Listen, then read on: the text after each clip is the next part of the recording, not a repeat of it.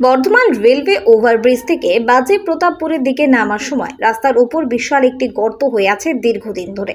এছাড়াও ওভারব্রিজ থেকে শোলাপুকুরের দিকে নামার সময় একই চিত্র লক্ষ্য করা গেল। ওভারব্রিজ থেকে নামার দুই দিকের রাস্তাটি খানাখন্দে ভরা। এমনিতেই ওভারব্রিজে থেকে নামার রাস্তাটি বাঁকে ভরা। বাঁকের মুখে এই ধরনের গর্তের ফলে চট করে সাধারণ মানুষের চোখে পড়ে না, যার ফলে এই গর্তে পড়ে নিত্যদিনই ছোট বড় দুর্ঘটনা ঘটেই চলেছে। বিশেষ করে বাইক চালকরা এই গর্তে পড়ে উল্টে যায়। আশেপাশের সাধারণ মানুষজন জানালেন, এই রাস্তাটি কাটুয়া, মুর্শিদাবাদ সহ উত্তরবঙ্গের বিভিন্ন জেলায় যাওয়ার অন্যতম রাস্তা। দীর্ঘদিন ধরে এই গর্তটি মেরামত করা হচ্ছে না।